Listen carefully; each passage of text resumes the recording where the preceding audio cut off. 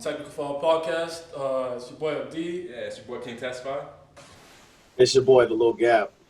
And we got a very special guest today. Former two-time NBA champ. Played with the Lakers. Had a chance to play with one of the greatest of all times, the late great Kobe Bryant. He's a very, very avid. He's avid on the Black Lives Matter movement. Has his own foundation that we'll be talking about in a little bit. Josh Powell. Josh, how you doing today? I'm good, everybody. Appreciate y'all, man. How y'all doing? We're good. How's this pandemic treating you so far? For me, it's been really good. From the able to, spend time with kids, do some things that I've been needing to do and work on, especially from a personal standpoint. I have been, able to read a lot more, really work on my mental health, meditate, just, get some time to do some personal things for myself. So from that standpoint, it's been good. I've been taking advantage of this time. That's great to hear. We've been following a lot of things that you've been doing so far. You have your own foundation. Can you speak about that a little bit about that with us and the listeners and the viewers? Yeah. So especially during this time, I've been able to do different initiatives, partnering with different organizations. But I've been doing a lot of feeding the homeless or less fortunate families. And another thing that I've been doing more so has also been partnering with this group, the Promote Positivity Movement. And we've been leading different protests and rallies since the death of George Floyd, and just really being active here in Atlanta, doing a lot of different things in the community, making sure that we bring up a lot of the issues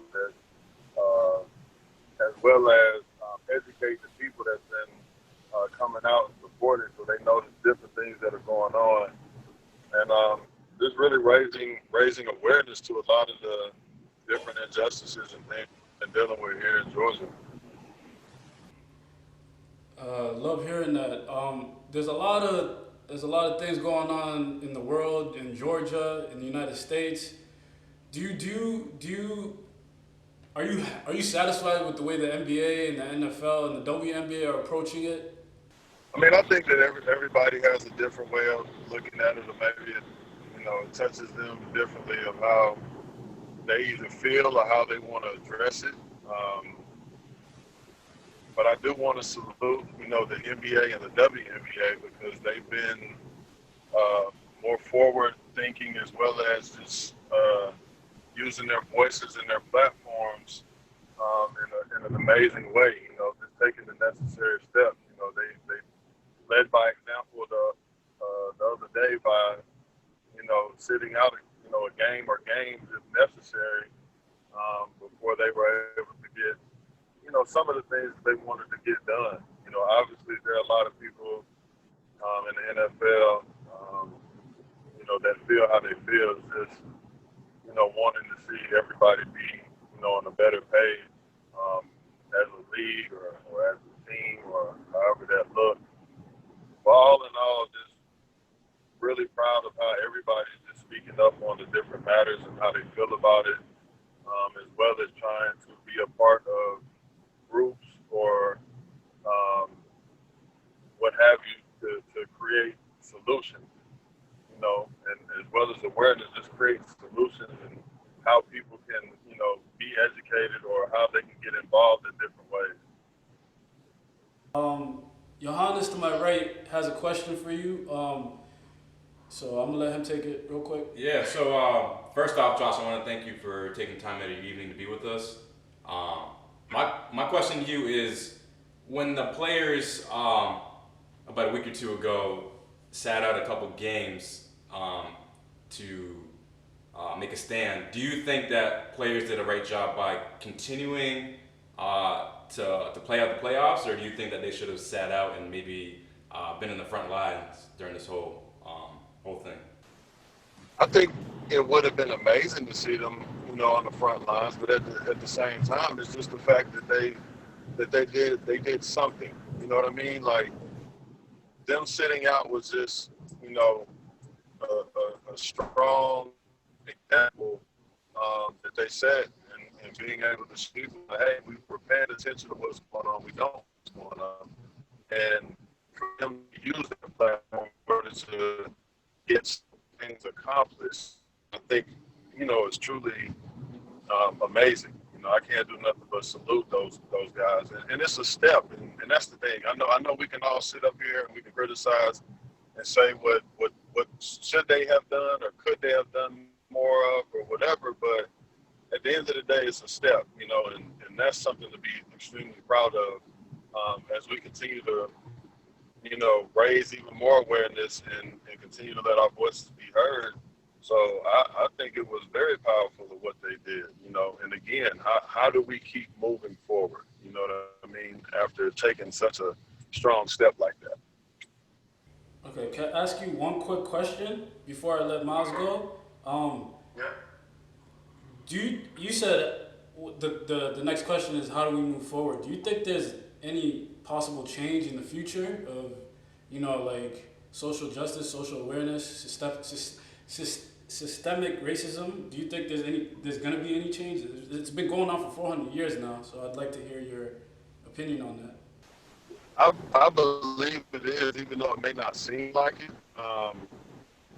But the biggest thing is we have to stay consistent with what we're doing. We can't let up at all, really, because then that's how momentum with everything we have. It doesn't seem like we're taking any steps or anything happening for the good, because again, it's like every day almost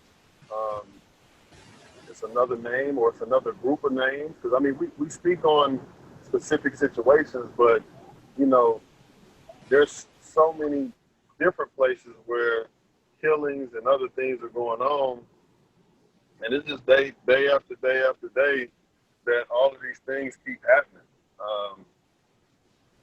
So I think we're taking the necessary steps, and I think that we are moving forward, and it's good to see that not only in the Black community, but there are other communities that are coming together and that have been coming together and have been protesting and have been educating people and being a part of the positive parts of spreading the word, the message, standing up, protesting, creating the conversations, whatever it is that they're doing or however they're doing it. Even if it's just sending out an Instagram post or something on Twitter, educating people, it's all stuff that's necessary and needed in order for us to continue to fight this thing. Well put. Go ahead, Miles. Hey, Josh, I just want to say thank you again for joining the show. Being a Southern California native, I have to ask, because I did watch you growing up on those back-to-back championship teams. How was that experience for you? And can you give me like a favorite memory from that time period? Man, first of all, it was an amazing experience because how we all meshed and gelled, like just as a unit, on and off the court. When I came there during that summer in 2008, I just remember from the beginning, like when we were doing our summer workouts and weight room workouts and, just competing and playing against each other. It was a tone set from the jump. And, you can tell that those guys had it on their mind. Another question I would have to ask you in wake of the late great Kobe Bryant, what was it like to be around him and him being the tenacious player that he is? I'm sure he pushed you guys often and a lot, but can you give me a favorite memory from then and what it was like to just play with that caliber of a player? Well, I think first of all, he's somebody who embodies greatness across the board. And some of the most amazing memories I have, or the conversations that I have, had nothing to do with basketball. We were actually talking about different things in life. And he helped me as a man and as a father, as a friend, to be able to elevate and step my quote unquote game up in those areas. Because I was 27, 26, 27 back then. So it's just a lot of things that I had to learn, and a lot of things I was going through personally that he gave me a great perspective on, and I'm truly grateful for that. You know what I mean? From a player standpoint, just how he showed me things on both ends of the floor, just how he educated me, the attention to detail, um, how even with the things that he gave me, the game just started to slow down. The reads, the plays that you're making, it just made it a lot easier when you're learning from somebody like that. And I think one of the reasons, I truly believe one of the reasons he respected me as much as he did was because, we both shared that work ethic, that grind, that grit. So I'm just grateful for that, and as far as memories are concerned, one of the stories I always love to tell is, he came and supported me when I wrote a check to my high school to put a technology center in my high school. So him and D Fish showed up, came to the south side of Atlanta. When I put that check up, man, and that's one of the things they still talk about to this day. So I'm just beyond grateful, to have had a brother like that, to take me in the way that he did.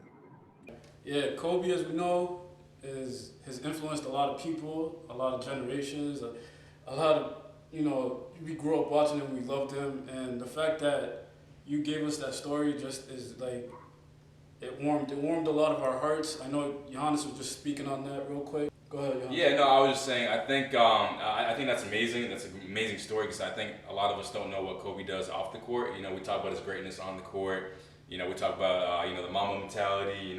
How he inspires a lot of people to be great. But some stuff like that, giving back and just being a real human being. I think that's just an amazing side of Kobe that we probably don't know about. And I know Miles, you love the Lakers. You're all about Kobe. So like this is awesome to hear from your perspective as well. And also, can you tell people where to follow the 21 Reasons to Give Foundation, where they can find you? If they need to donate. Yeah, no doubt. 21 Reasons to Give .org. You can follow us on Instagram, 21 Reasons to Give Foundation. And, one thing about us is, we research where community can provide a need. We have 21 different principles we've been serving, for over a decade plus. And just continuing to stay the course. You know what I'm saying? So, we appreciate all the love and support that we've had throughout the number of years. It's been truly a blessing. So many people have, donated, whether it be time, whether it be money, or just support, by sharing a post or just letting other people know what we're doing. And it's been really amazing. And I really appreciate you all for, again, bringing, allowing me to share that, and bringing that up as well. Because especially during this time, it's definitely something that's much needed. So thank you. No worries. Yeah, I was gonna say I'm really proud of the foundation you have and the fact that you're really moving it right now. It's such a great thing. And I just wanted to ask you real quick, since you were a part of 2 NBA championship teams, who do you have for your 2020 NBA championship predictions this year? And in spite of anything else that I may feel, I just hope that Purple and bring it home in the name of growth.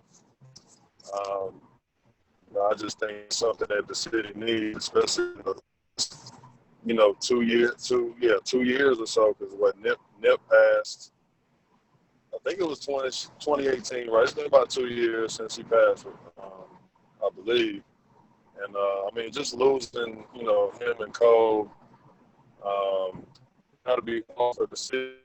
And, you talk about two amazing kings that have done so much for their city and for people there. Just hoping that they can find a way to bring that thing on home. To bring some sunshine down that way. So you think it's the Lakers? That's what I'm saying. Regardless of anything, I just hope that it is the Lakers. I mean, I don't ever bet against LeBron. You know what I mean? Agreed. I know that the Clippers have a really good team. They're very solid, tough defensively. They got a lot of different weapons, and they could very well make it to the finals and win it. So I'm be honest and say that, but I'm just saying because of everything that happened, January 26th. I just really hope that that's a way to just bring some positivity and light to the people of California, regardless of anything else. You know what I'm saying? I'm just thinking of that, and I'm hoping the basketball gods make that happen. You and me both, Josh. All right. All right, Josh. Thank you for joining us today, man. We appreciate everything you're doing in Georgia, in Atlanta, just in the United States in general, bro. Like we all appreciate you for having you on the show. So, thank you. Anytime, fellas, and I apologize for my tardiness. I wish y'all could see me. I'm out here in the woods, literally. And I was on trying to get on, but my phone didn't even have service at all. So I've been driving just to get service. Like I'm on my way. Yeah, I'm on my way to the house. But I appreciate y'all for the opportunity. Anytime, I'll jump back on or whatever. But just keep doing what y'all are doing, man. Proud of y'all. I just like to give my roses out, man. Whatever y'all have going on, if it's anything I can share or any way I can shed light on it, I'll definitely do my part. And y'all just keep doing what y'all doing, fellas. I much appreciated, Josh. Thank you so much, man. Yep, absolutely. All right, man. Take care. All right, you too. Again, we'd like to give a big shout out to Josh Powell for joining us here on Technical Foul Podcast. Took the time out of his day to come talk to us about some very important matters. If you would like to, donate, follow, give back in any way you can, go check him out on Instagram. That's 21 Reasons to Give. It's at 21 Reasons to Give, at 21 Reasons to Give. Again, big shout out to Josh Powell, and I appreciate y'all for listening to this episode. Now, if you want to hear us talk some more basketball, go check out the next episode and subscribe to the podcast. Thank you. Appreciate y'all.